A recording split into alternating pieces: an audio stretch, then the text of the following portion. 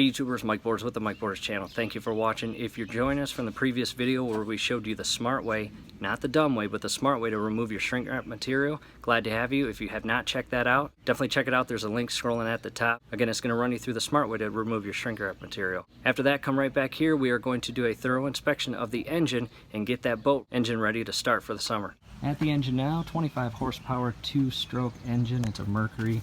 And from here, all I'm going to do is look for any bird's nest, go all the way in, all the crevices all around the actual engine, up under here, kind of brush off any dirt or leaves, get all that stuff out of there, and make sure you're working with a clean engine that has no debris anywhere around it. Next thing we will do is lower the actual outboard engine to make it level. You'll need a little bit of muscle as you prop this up and move this engine to the downward position. This step you're going to want some assistance. My dad's helping me. He's going to lift the outboard engine and from here shift that up, and he's going to lower the engine until it is level. Just like that.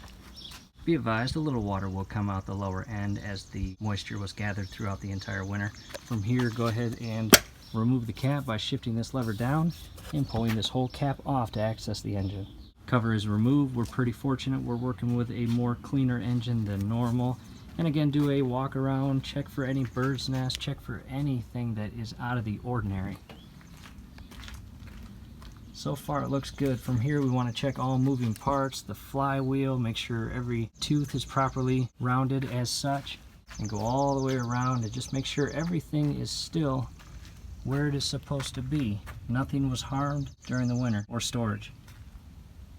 Look up under the actual flywheel, make sure nothing's hiding up in there, bird's nest. Look at the coil, that looks good. Come down here. This is something I want to point out. This is an actual clip that secures both the throttle cable and the shift cable. Make sure that is connected properly. So far it looks pretty good. Next thing we want to do is check all the electrical wiring, check for any corrosion, check for any signs of stress, such as overheated wires, melted wires, etc. This is the best time to replace any wires that are harmed, because you don't want to put it in the water and actually have to pull it out of the water to replace wires. Make sure the wires are connected to the starter properly. And again, just check every single wire that's visible. Here's the regulator. You want to make sure that that wiring is connected properly and secured. No melting, no signs of stress, no corrosion anywhere. On the other side of the engine, after you check all the wires, now's a good time to check all the nuts and bolts. Make sure everything is secure, nothing's hanging loose. Every nut and bolt, make sure everything is properly secured all the way around the entire engine. All 4 of these front ones, these 3, actually 4 rear ones, all bolts and nuts are secure. On the rear portion of the engine now, let's look at the spark plug boots and wires.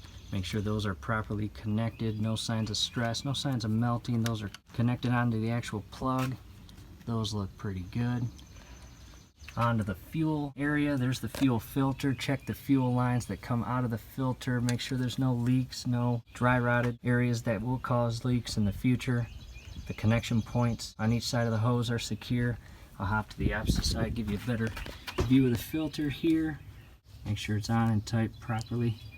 Onto this portion up here, make sure all the battery cables, the fuel lines that feed into the engine aren't showing any signs of stress. No dry rotted hoses, no leaks of any sort. The connection points are secure. And the shift cables coming out of the actual engine are in good condition and feed into the underside of the boat properly. Here's the electrical wiring that feeds inside the battery compartment. Make sure that these are in good condition. Again, no signs of stress, no frayed cables. Make sure no mice or any creatures chewed away at those cables during the winter.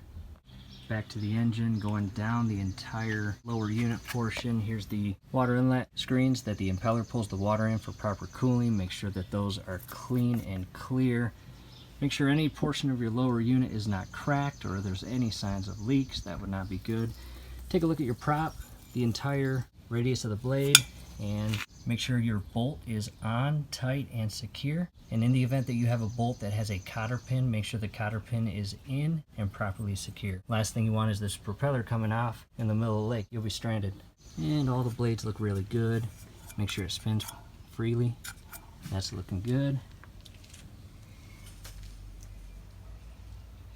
Back on this side of the lower unit, this is the top port for your gear lubrication or oil. This is your lower or insert point for the gear lube or oil.